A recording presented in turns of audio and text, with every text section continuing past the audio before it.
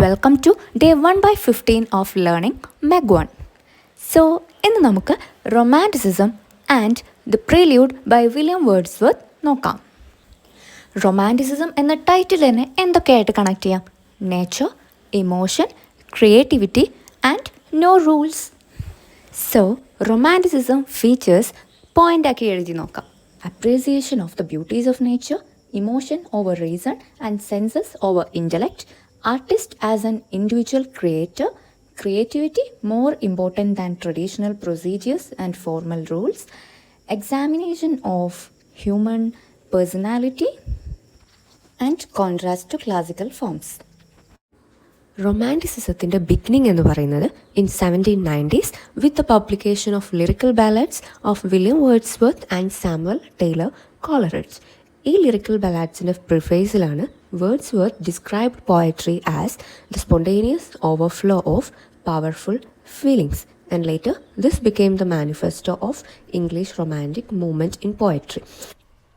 Romantic പോയറ്റ്സിന് 3 category ആയിട്ട് classify ചെയ്യാം. Early romantic poets, first generation and second generation. James Thomson, Mark Akenside, William Collins and Thomas Gray early romantic പോയറ്റ്സിൽ പെട്ടവരാണ്.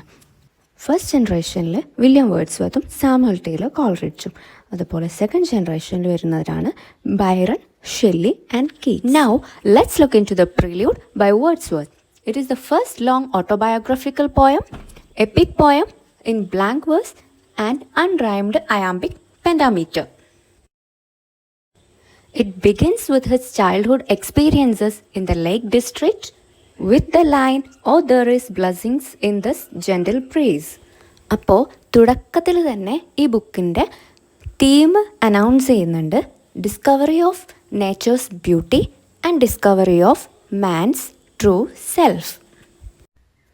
14 പുസ്തകങ്ങളിലായിട്ടാണ് Prelude എഴുതിയിട്ടുള്ളത്. And the poem traces the poet's life from his school days through his university life and his visit to France up to the year 1799 in which he settled at Grasmere. തൻ്റെ ചൈൽഡ്ഹുഡും school ടൈമും college ലൈഫും എല്ലാമാണ് ഈ പുസ്തകത്തിൽ add ചെയ്തിട്ടുള്ളത്. മാത്രമല്ല താൻ നേച്ചറുമായിട്ട് എത്രത്തോളം കണക്റ്റഡ് ആയിരുന്നു, നേച്ചർ എത്രത്തോളം ഇൻഫ്ലുവൻസ് ചെയ്തിട്ടുണ്ട് in the poetic journey and personal development എന്നും പോയറ്റ് ആഡ് ചെയ്യുന്നുണ്ട്. ബുക്ക് 1 ചൈൽഡ്ഹുഡിലെ നേച്ചറുമായിട്ടുള്ള കണക്ഷനും ബുക്ക് 2 കുതിരപ്പുറത്ത് തൻ്റെ ഫ്രണ്ട്സുമായിട്ട് നടത്തിയ അഡ്വഞ്ചേഴ്സും ബുക്ക് 3 കാംബ്രിഡ്ജിലേക്ക് പഠിക്കാൻ പോകുന്നതും നേച്ചറുമായിട്ട് ഡിസ്റ്റൻ്റ് ആയതും ബുക്ക് 4 തിരിച്ച് നാട്ടിലേക്ക് വരുന്നതും എല്ലാമാണ് പറയുന്നത്. ബാക്കി പുസ്തകങ്ങളിൽ തൻ്റെ കോളേജ് ലൈഫും ലണ്ടനിലെ അർബൻ ലൈഫും ഫ്രാൻസിലുണ്ടായിരുന്ന ജീവിതവും ആ കാലഘട്ടത്തിലെ മറ്റ് ആർട്ടിസ്റ്റുകളെ കുറിച്ചുമൊക്കെയാണ് പോയറ്റ് വിശദീകരിച്ചിട്ടുള്ളത്. ഇവിടെ നമുക്ക് MEG1 ബുക്ക് 1 ആയിട്ടുള്ള ഇൻട്രൊഡക്ഷൻ പാർട്ടാണ് പഠിക്കാനുള്ളത്. ബുക്ക് 1 പ്രധാനപ്പെട്ട തീം എന്ന് പറയുന്നത് ട്രാൻസ്ഫോർമേറ്റീവ് പവർ ഓഫ് നേച്ചറാണ്. നേച്ചർ പോയറ്റിന് ഒരു ടീച്ചർ ആൻഡ് ഗൈഡ് ആക്ട് ചെയ്തിരുന്നു. അത് ഒരുപാട് മോറൽ ലെസൺസ് ചൈൽഡ്ഹുഡിൽ പഠിപ്പിച്ചിരുന്നു. And it was an inspiration for his poetic journey. Exploration of memory ഇതിലെ ഒരു പ്രധാനപ്പെട്ട പോയിൻ്റാണ്. അതിന് എക്സാമ്പിളായിട്ട് പോയറ്റ് തൻ്റെ ചൈൽഡ്ഹുഡിൽ നടന്ന ബോട്ട് സ്റ്റീലിംഗ് എപ്പിസോഡ് ഇവിടെ പറയുന്നുണ്ട്. The poet steals a boat and rows to the center of the lake and sees a huge mountain and afraid he comes back. So here the poet says that nature acts as a teacher and guide and it gives him moral lessons. The memory of the huge mountain still haunts him and it reminds him to be honest. അതുപോലെ imagination ഒരു poet എന്ന രീതിയിൽ തന്നെ എത്രത്തോളം വളർത്തിയിട്ടുണ്ടെന്ന് poet add ചെയ്യുന്നു. Imagination acts as a faculty that transforms sensory experiences into deep emotional and philosophical insight. Poet also adds his source of inspiration is nature. Wordsworth uses memory not just to recall but to reflect on how those moments contributed to his personal and poetic development. അതുപോലെ poet സോളിറ്റ്യൂഡിന് പ്രാധാന്യം കൊടുക്കുന്നുണ്ട്. Solitude enables him to listen more deeply to nature's voice and to his inner thoughts, fostering creativity and self awareness. So overall, Poet is talking about how nature influenced him to be a poet and how his memory, childhood nostalgia help him to be a better human and lead his adult life. In this book, Wordsworth reflects on pivotal moments that shaped his identity.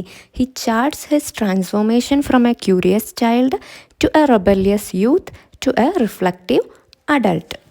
Through his engagement with nature, he gains philosophical insight and artistic maturity.